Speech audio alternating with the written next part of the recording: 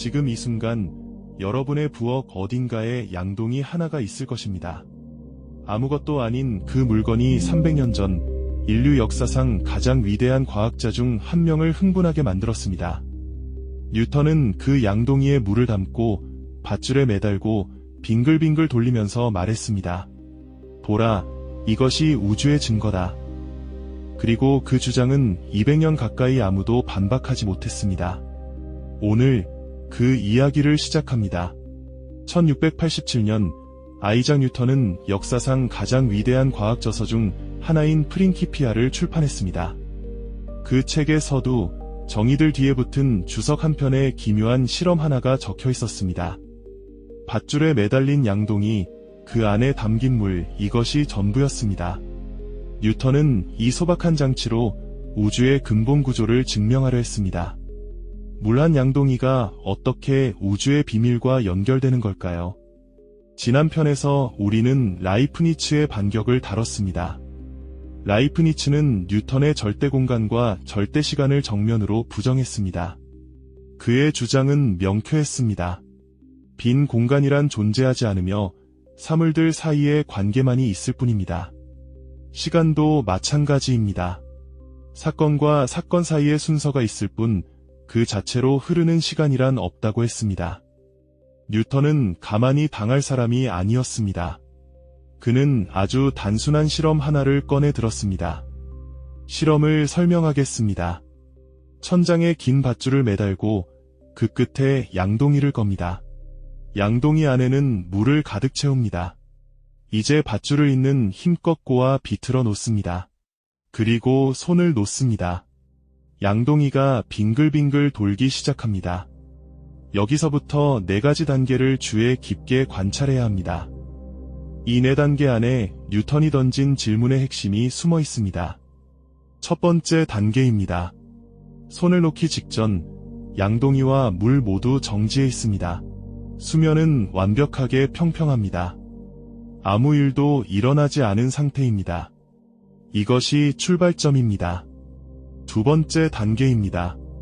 밧줄이 풀리면서 양동이가 회전하기 시작합니다.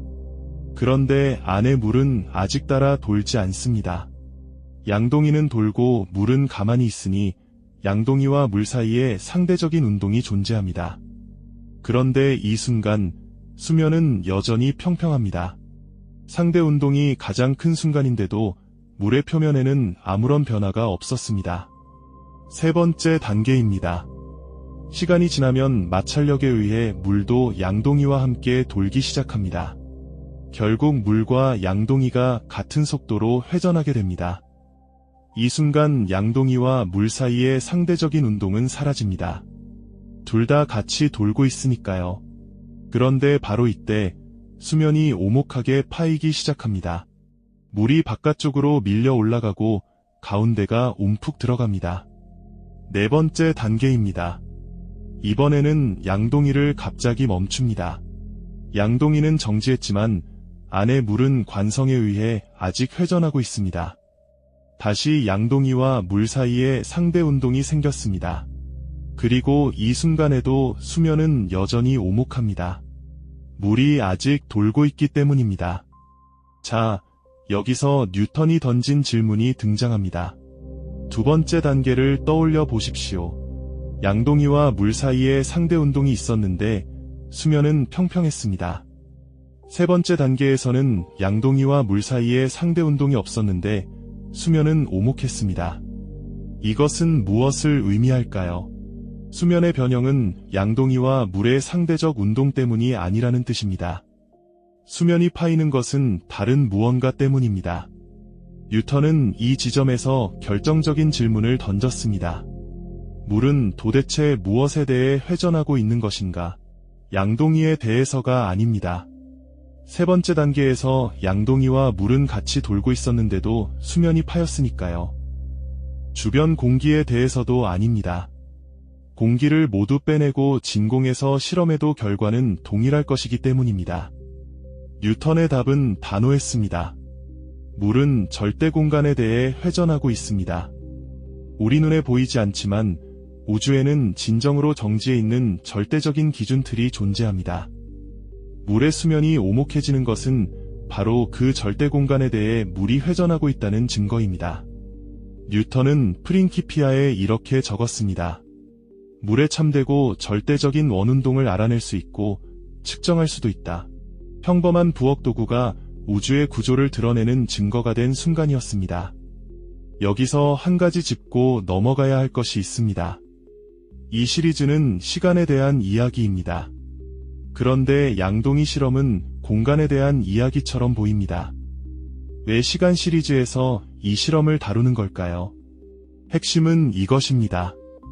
뉴턴의 체계에서 절대 공간과 절대 시간은 분리할 수 없는 하나의 세트입니다.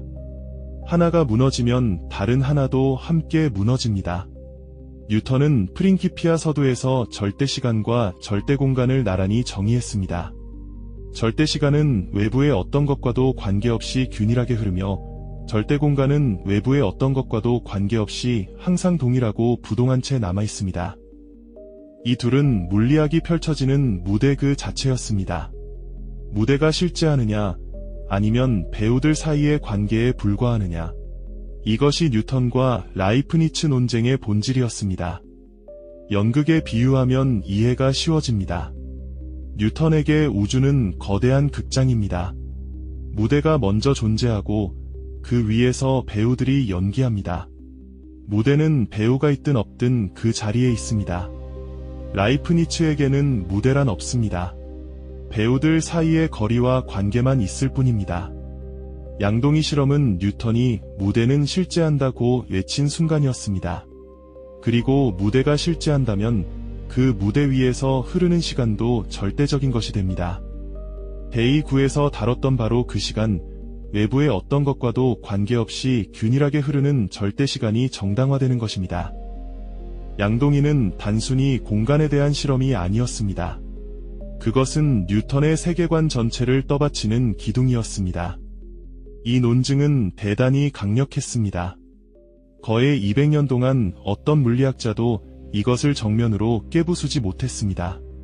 물이 오목해지는 것은 누구나 볼 수 있는 사실이었고 그것이 양동이와의 상대 운동 때문이 아니라는 것도 명백했습니다. 그렇다면 절대 공간 외에 무엇이 답이 될 수 있겠습니까? 뉴턴의 논리는 견고해 보였습니다. 그런데 1883년 오스트리아의 물리학자이자 철학자인 에른스트 마흐가 등장합니다. 마흐는 그 유명한 저서 역학의 발달에서 뉴턴의 양동이 실험을 정면으로 겨냥했습니다. 마흐의 반론은 예리했습니다. 그것은 뉴턴이 간과한 지점을 정확히 찌르는 것이었습니다.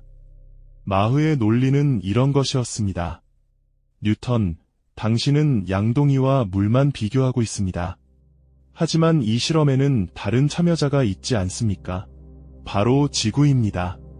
그리고 지구 너머에는 태양이 있고 태양 너머에는 은하가 있고 은하 너머에는 우주 전체의 물질이 있습니다. 물의 수면이 오목해지는 것은 절대 공간에 대한 회전 때문이 아닐 수 있습니다. 우주에 존재하는 모든 물질에 대한 회전 때문일 수 있습니다. 마흐는 이렇게 적었습니다. 뉴턴의 양동이 실험이 알려주는 것은 양동이 벽에 대한 물의 상대적 회전은 원심력을 만들지 않지만 지구와 그 밖의 천체들에 대한 상대적 회전은 그런 힘을 만든다는 사실뿐이다. 절대 공간이라는 보이지 않는 존재를 굳이 만들어낼 필요가 없다는 것이었습니다. 마흐의 도전은 단순한 반박이 아니었습니다. 그것은 새로운 우주관의 씨앗이었습니다. 이 주장의 핵심을 더 풀어보겠습니다. 우주에 양동이 하나만 덩그러니 있다고 상상해 보십시오. 별도 없고 행성도 없고 어떤 물질도 없습니다. 완전히 텅 빈 우주에 양동이 하나만 있습니다. 이 양동이가 회전하고 있다고 말할 수 있을까요? 마흐의 답은 아니오였습니다. 비교할 대상이 없으면 회전이라는 개념 자체가 성립하지 않습니다. 회전은 반드시 무언가에 대한 회전이어야 합니다. 만약 마흐의 말이 옳다면 관성이란 것도 달리 이해해야 합니다. 물체가 현재의 운동 상태를 유지하려는 성질, 즉 관성은 우주에 있는 모든 물질의 분포에 의해 결정됩니다. 멀리 있는 별과 은하들이 모여서 일종의 기준틀을 만들어내고 우리가 관성이라고 부르는 것은 바로 그 거대한 물질 분포와의 관계에서 나온다는 것입니다. 이 생각은 훗날 마흐의 원리라고 불리게 되었습니다. 흥미로운 점이 있습니다. 마흐의 원리라는 이름을 붙인 사람은 마흐 자신이 아니었습니다. 그 이름을 붙인 사람은 알베르트 아인슈타인이었습니다. 아인슈타인은 일반 상대성 이론을 발전시키는 과정에서 마흐의 이 생각에 깊은 영향을 받았다고 밝혔습니다. 실제로 아인슈타인은 1930년에 마흐를 일반 상대성 이론의 선구자로 여기는 것은 정당하다고 직접 말했습니다. 마흐가 뉴턴의 양동이에 던진 의문은 아인슈타인의 머릿속에 씨앗처럼 심어졌던 것입니다. 그렇다면 뉴턴이 틀리고 마흐가 옳았을까요? 이 질문에 대한 답은 그리 단순하지 않습니다. 일반 상대성 이론은 절대 공간을 제거하고 시공간의 공률이라는 개념을 도입했습니다. 하지만 마흐가 상상했던 것처럼 모든 관성이 우주의 물질 분포로부터 완전히 결정되는지는 지금도 물리학자들 사이에서 논쟁 중입니다. 일반 상대성 이론이 마흐의 원리를 완전히 수용하는가라는 질문에 아인슈타인 본인도 말년에는 확신을 갖지 못했습니다. 정리하겠습니다. 뉴턴은 양동이 실험으로 절대 공간의 실제를 증명하려 했습니다. 그의 논증은 강력했고 200년 가까이 물리학의 기반으로 작동했습니다. 마흐는 그 논증에 균열을 냈습니다. 절대 공간 없이도 양동이를 설명할 수 있는 가능성을 열어놓은 것입니다. 그리고 이 균열은 훗날 아인슈타인이라는 이름과 연결되었습니다. 세 사람의 이름이 하나의 양동이를 둘러싸고 이어져 있습니다. 하지만 오늘의 이야기에서 가장 중요한 것은 이것입니다.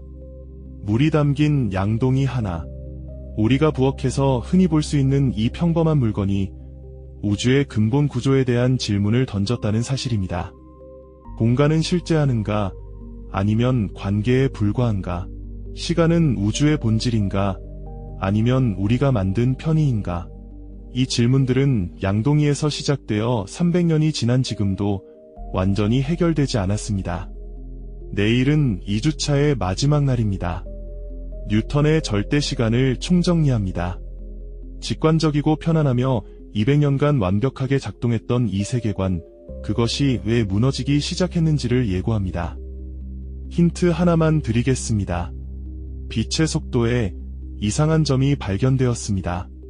본 영상이 유익하셨다면 구독과 좋아요는 다음 영상 제작에 큰 힘이 됩니다.